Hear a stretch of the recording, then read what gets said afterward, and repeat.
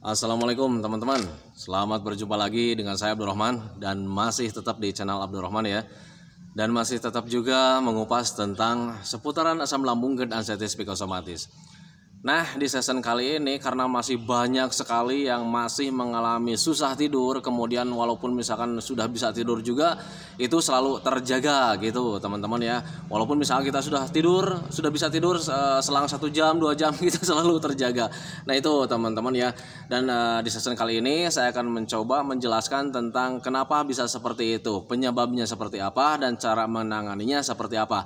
Nah, bagi teman-teman yang masih mengalami kesulitan untuk tidur saat terkena gangguan asam lambung dan anestesi psikosomatis, tolong tonton videonya sampai habis, jangan di skip biar kalian itu paham, biar kalian itu mengerti, jadi kalian itu bisa menanganinya dengan mudah gitu teman-teman ya. Karena untuk seputaran gangguan asam lambung dan anestesi psikosomatis semuanya itu butuh pemahaman, butuh pengertian gitu teman-teman ya, biar kalian itu tidak selalu berharap-harap obat, berharap-harap herbal. Karena untuk seputaran asam lambung dan anestesi psikosomatis sebetulnya lebih mudah ditangani gitu teman-teman ya, tanpa obat, tanpa herbal. Kalau misalkan kita sudah mulai paham, sudah mulai mengerti gitu teman-teman ya. Nah itu. Nah kemudian bagi teman-teman yang baru bergabung, kalau seandainya kalian mau bertanya tentang seputaran asam lambung dan anestesi psikosomatis, alangkah baiknya kalian tonton dulu video-video sebelumnya. Karena untuk seputaran gangguan asam lambung dan anestesi psikosomatis semuanya sudah saya share ya. Bahkan untuk judul di video kali ini juga itu sudah sering saya sampaikan ya, sudah sering saya share di video-video sebelumnya.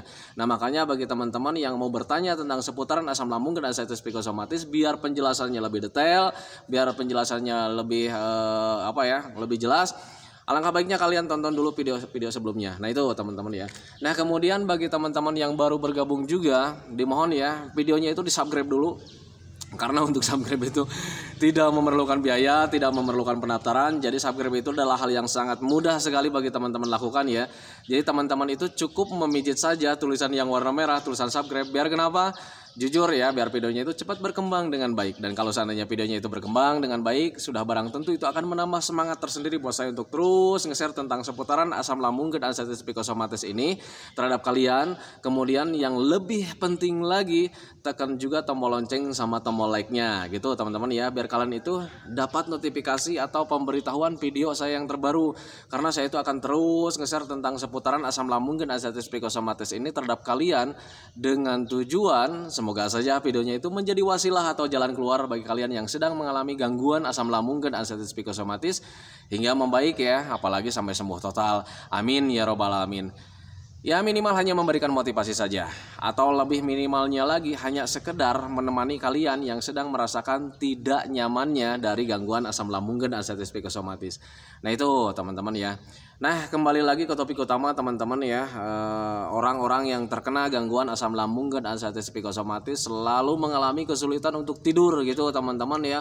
Walaupun misalnya kita sudah tahu nih tidur itu sangat penting sekali bagi para penderita gangguan asam lambung dan anestesi psikosomatis, tetapi ketika kita mau melaksanakannya itu sangat sulit sekali gitu teman-teman ya, sangat sulit sekali. Bahkan ketika sudah tertidur juga, walaupun itu prosesnya udah agak lama gitu teman-teman ya, proses untuk tidurnya itu agak lama. Kemudian ketika kita sudah tertidur itu kita juga selalu mengalami terjaga gitu teman-teman ya, selalu terjaga saja. Dan ketika terjaga itu untuk tidur kembali itu sangat sulit sekali gitu teman-teman ya. Nah itu pengalaman saya pribadi waktu itu juga seperti itu. Tetapi kalau misalnya kalian pengalamannya berbeda ya mungkin itu pengalaman Anda teman-teman ya. Tetapi di sini saya hanya menceritakan tentang sepengalaman saya saja gitu teman-teman ya. Nah, kenapa orang-orang yang terkena gangguan asam lambung dan anestesi psikosomatis sangat sulit sekali untuk tidur? Nah, penyebabnya kita harus cari tahu dulu, teman-teman, biar kalian itu nanti bisa menanganinya dengan mudah, gitu, teman-teman ya. Kita coba ingat-ingat ya. Ketika biasanya nih ya, orang-orang yang terkena gangguan asam lambung dan anestesi psikosomatis ketika hendak tertidur itu misalkan kita mulai dibiasakan tertidur dari jam 8 misalkan kita gitu ya.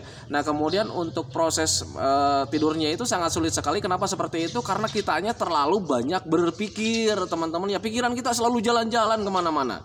Nah itu teman-teman ya, itu sepengalaman saya waktu itu. Jadi ketika mau tidur juga itu mata kita pejam kan, lampu sudah dimatiin, TV sudah dimatiin semuanya gitu teman-teman ya. tapi tetap saja pikiran kita itu selalu kemana-mana. Nah itu teman-teman, jadi selalu banyak berpikir tentang, entah itu berpikir tentang penyakit, entah itu berpikir tentang kehidupan kita gitu teman-teman ya, entah itu berpikir tentang keadaan kita. Ya pokoknya banyak sekali yang dipikirkan, yang akhirnya kita itu nggak rileks teman-teman ya, nggak rileks sama sekali ya. Apalagi kalau misalkan kitanya itu berpikirnya itu yang berpikir tentang berbahaya. Aduh ini kapan nih saya mau mulai sembuh nih, aduh kapan nih saya akan mulai membaik, nggak nyaman sekali. Kemudian apalagi berpikir tentang ketakutan ya, waduh jangan-jangan nanti ketika tertidur besoknya kita nggak bangun lagi. Nah itu teman-teman ya, biasanya selalu berpikir seperti itu sepengalaman saya teman-teman ya. Jadi ketika tertidur pikiran saya itu selalu berjalan-jalan, bahkan untuk tidur itu juga saya mengalami ketakutan ya. Jadi ketika lagi parah-parahnya untuk memejamkan mata saja itu sangat sulit ya, karena ada ketakutan tersendiri. Jadi takutnya itu pengalaman saya teman-teman ya, ketika mau memejamkan mata pikiran saya itu berpikirnya itu jangan-jangan nanti besoknya kita nggak bangun lagi gitu teman-teman ya. Akhirnya berpikirnya selalu besar lah gitu teman-teman, yang akhirnya untuk tidur saja itu sangat sulit sekali. Nah itu teman-teman ya. Nah kemudian ketika dibiasakan gitu tidur setiap jam 8 malam gitu ya, di awal-awal mungkin ya sangat sulit sekali, tetapi pasti akan tertidur. Nah ketika tertidur juga walaupun baru 1 jam atau 2 jam, bahkan kalau misalkan dulu saya sering itu baru setengah jam juga, itu sudah mulai terjaga teman-teman. Jadi ketika tertidur gitu teman-teman ya, tiba-tiba terjaga lagi. Dan untuk sudah terjaga, kalau misalkan sudah terjaga mau tidur lagi itu sangat sulit sekali gitu teman-teman ya. Nah itu jadi ketika waktu itu memang saya juga selalu berpikir tentang hal-hal yang lain gitu teman-teman. Jadi ketika terjaga itu pikirannya langsung spontanitas berpikir jalan gitu teman-teman. Aduh ini bangun lagi nih, aduh ini saya sedang sakit lah, saya sedang merasakan tidak nyaman lah. Akhirnya ketika pikirnya berjalan lagi, untuk proses tidurnya itu sangat sulit kembali teman-teman ya. Itu sepengalaman saya gitu teman-teman. Nah jadi ketika tahu penyebabnya, waktu itu saya belajar masa cuek saja, belajar masa bodoh saja, belajar cuek gitu teman-teman ya. Jadi apa yang saya pikirkan waktu itu saya buang pelan-pelan, saya buang jauh-jauh gitu teman-teman ya. Ya memang untuk membuang pikiran-pikiran negatif itu sangat sulit sekali teman-teman. Tetapi karena saya mulai belajar masa bodoh, kemudian dilakukan setiap hari, setiap malam ketika menjelang mau tidur, itu saya selalu buang pikiran jauh-jauh dengan cara baca sholawat waktu itu saya itu ya teman-teman ya, baca sholawat gitu ya sebisa-bisa mungkin lah, kayak macam wiridan, baca basmalah, baca hamdalah dan sebagainya gitu teman-teman ya. Yang akhirnya ketika mulai terbiasa, akhirnya saya mulai bisa tertidur. Nah itu teman-teman ya, jadi itu sepengalaman saya. Nah makanya bagi teman-teman yang masih mengalami sulit tidur, coba deh flashback atau misalkan kalian ingat-ingat, apakah ketika kalian hendak tertidur itu kalian selalu berpikir kemana-mana? Nah kalau misalkan selalu berpikir kemana-mana ya mungkin itu penyebabnya gitu teman-teman ya.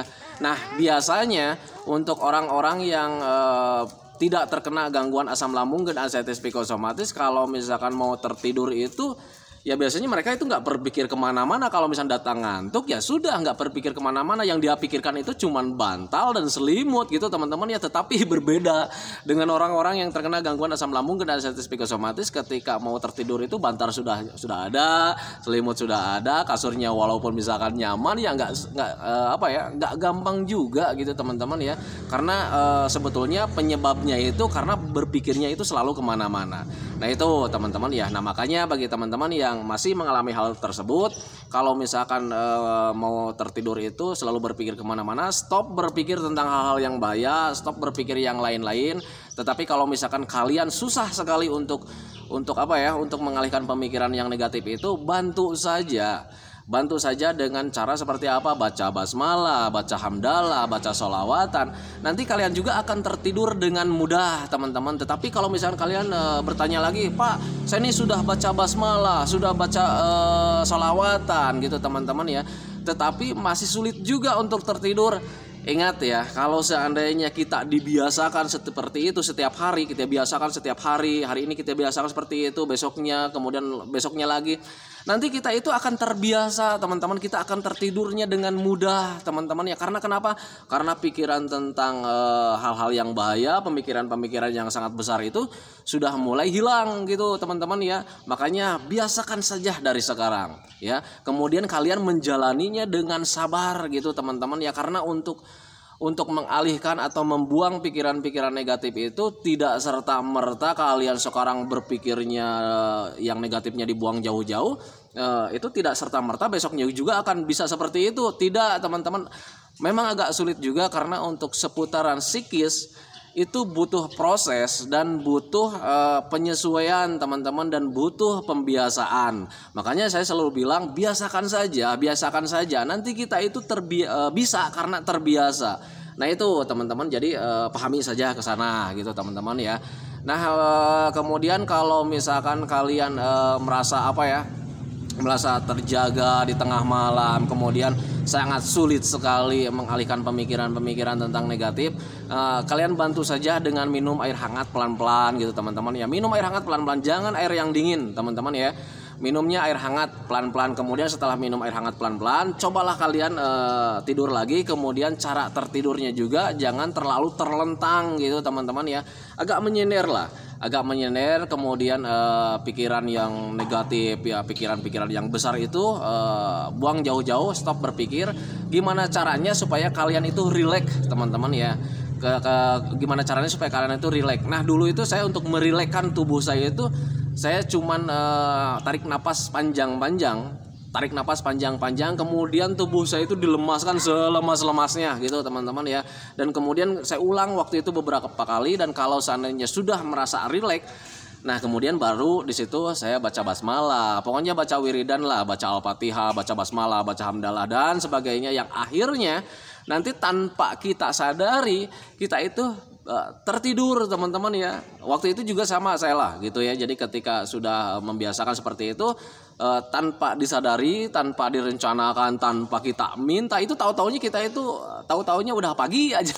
Nah itu pengalaman saya, teman-teman ya. Nah makanya pahami saja ke sana gitu. Jadi kalau misalnya kalian mau mencontoh seperti saya, silakan saja.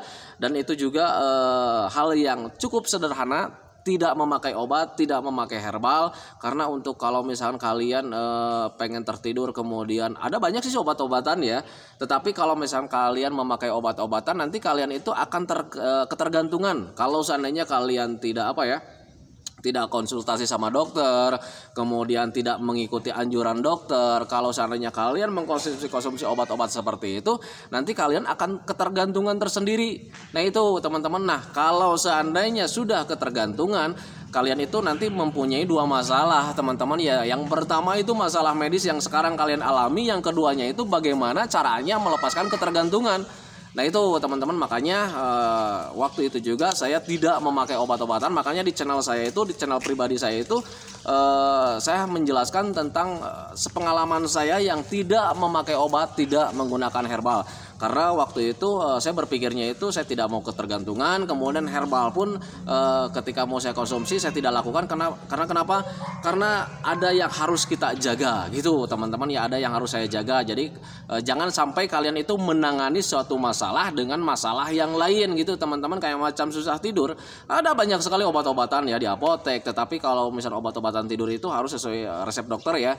Kalau seandainya kalian menangani susah tidur dengan memakai konsumsi obat-obatan gitu, teman-teman ya, nanti ada ketergantungan. Nanti tidur kalian itu beres misalkan itu sudah tertangani karena obat. Nah kalian sekarang bagaimana cara melepaskan ketergantungan dari obat. Jadi masalah yang satu hilang, nah masalah yang kedua datang. Nah itu, teman-teman ya, makanya ketika waktu itu saya pure nggak memakai obat, saya hanya menangani dengan sederhana saja gitu, teman-teman ya. Karena untuk sensasi susah tidur itu sangat sederhana sih sebetulnya. Kalau misalnya kalian tahu, kalau misalnya kalian paham, itu susah tidur itu sangat sederhana sekali sih sebetulnya ya, kalau misalnya kalian tahu penyebabnya. Nah itu, teman-teman, karena rata-rata untuk orang-orang yang terkena gangguan asam lambung dan anxiety psikosomatis, untuk sulit tidur itu biasanya itu lebih dominannya itu karena memang selalu berpikir ya. Jangankan kita itu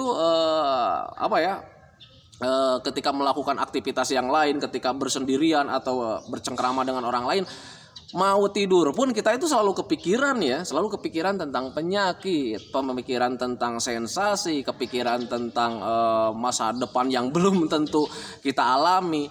Nah itu ya, tanpa disadari pemikiran-pemikiran itu justru mengganggu atau memperhambat proses tidur kita gitu teman-teman. Itu yang saya alami, itu yang saya sadari waktu itu. Nah ketika mulai menyadari ya sudah ya, nggak berpikir panjang-panjang, nggak berpikir terlalu besar. Saya belajar masa bodoh, jadi nggak dipikirkan gitu. Misalkan kayak macam takut kematian ya, biasanya untuk orang-orang yang terkena gangguan asam lambung, anestesi psikosomatis, termasuk saya dulu.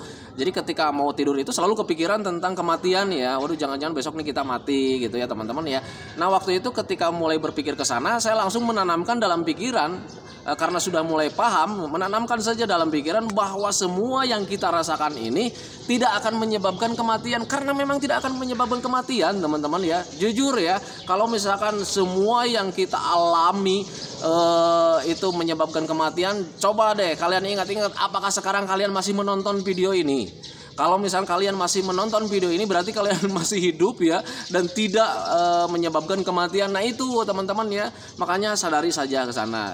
Nah yang harus kalian lakukan itu justru bersyukur saja ya, bersyukur. Jadi kalian itu sekarang itu masih diberikan kehidupan oleh Allah Subhanahu Wa Taala, sebab dengan rasa syukur itu justru akan menambah menambah rileks kita teman-teman ya. Kalau misalkan kita sabar, kemudian sering bersyukur, itu menambah rileks kita teman-teman. Dan kalau seandainya kita rileks, kita nyantai, itu justru proses untuk tidur itu sangat mudah sekali teman-teman ya. Itu yang saya rasakan gitu teman-teman ya.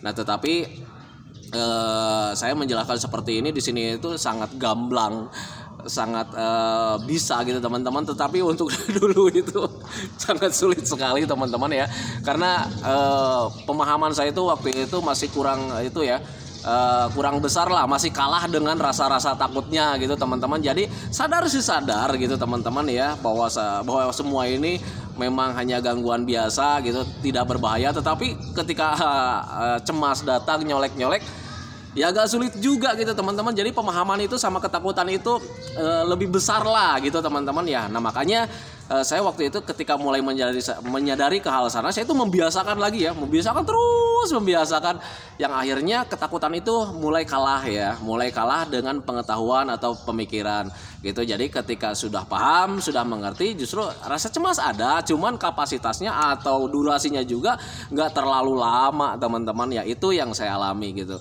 Jadi makanya bagi teman-teman yang sekarang ketika mau tertidur masih mengalami cemas, pahami saja ke sana, biasakan saja kalian berpikir cuek, berpikir masa bodoh. Nanti kalau misalnya kalian setiap hari melakukan seperti itu, kalian juga nanti akan terbiasa, dan rasa cemasnya itu akan terkalahkan dengan pengetahuan atau dengan pengertian gitu teman-teman ya, atau dengan pemahaman. Karena kalau misalnya kita mengerti, kita paham, kitanya nanti rasa cemas itu terkalahkan karena kitanya itu akan berpikir wajar gitu teman-teman ya. Nah itu teman-teman video dari saya. Semoga saja videonya itu menjadi pencerahan buat kalian. Semoga saja videonya itu menjadi pengertian buat kalian yang masih susah untuk tidur. Jadi pahami saja ke hal tersebut. Jadi kalau misalnya kalian mau tertidur, biasakan saja belajar masa bodoh, jangan berpikir yang lain-lain, jangan berpikir tentang bahaya, jangan berpikir yang bukan-bukan gitu teman-teman, yang nanti kalau misalnya kita berpikir ke arah sana justru akan memperhambat proses tidur kita. Lakukan saja tarik napas panjang-panjang. Gimana caranya supaya kalian itu rileks, kalian santai. Nah kalau misalnya kalian rileks, santai, kemudian bantu dengan wiridan atau baca basmalah, baca sholawatan, baca hamdalah dan sebagainya untuk mendekatkan diri sama Allah Subhanahu Wa Taala. Karena kalau misalnya kitanya berserah diri sama Allah Subhanahu Wa Taala, menyerahkan semuanya sama Allah Subhanahu Wa Taala, nanti kitanya itu akan lebih nyantai, akan lebih rileks teman-teman ya. Dan kalau misalnya kita rileks, nyantai, kita akan cepat tertidur. Nah itu teman-teman. Nah tetapi kalau misalnya kalian belum bisa melakukan hal seperti itu, biasakan saja setiap hari. Setiap mau tidur biasakan saja gitu teman-teman ya. Ingat, untuk pertama-pertama yang saya alami juga itu lebih sulit gitu teman-teman. Tetapi karena dibiasakan setiap malam, itu lambat laun kita akan terbiasa, dan lambat laun rasa kantuk itu mulai datang setelah sholat isya itu kalau misalnya kita biasakan berbaringan, nanti setiap harinya itu setelah sholat isya itu rasa kantuk akan datang dengan sendirinya tanpa kita minta teman-teman ya. Nah itu yang saya alami. Nah ketika sudah mulai terbiasa, lakukan terus, jangan mentang-mentang kalian sudah bisa tertidur lagi, nanti kalian itu akan begadang lagi, jangan ya. Nah seperti itu ya. Nah itu teman-teman video dari saya, semoga saja videonya itu menjadi wasilah buat kalian, semoga saja videonya itu menjadi pengertian buat kalian, dan semoga saja videonya itu menjadi bisa mengurangi kecemasan kalian, bisa mengurangi rasa bimbang kalian gitu teman-teman ya, dan kemudian kalian itu bisa menangani untuk susah tidur dengan mudah. Dan kemudian doa saya itu semoga saja kalian itu cepat membaik, cepat sembuh total gitu teman-teman ya, cepat kembali lagi keadaan kalian yang dulu itu, cepat kembali lagi, karena saya tahu persis keadaan yang dulu itu sangat dirindukan sekali. Nah kemudian doakan saya juga agar saya itu tetap sehat, tetap kuat, tetap ceria, agar masih tetap bisa menemani kalian. Nah itu teman-teman ya, saya hentikan videonya teman-teman ya. Assalamualaikum warahmatullahi wabarakatuh.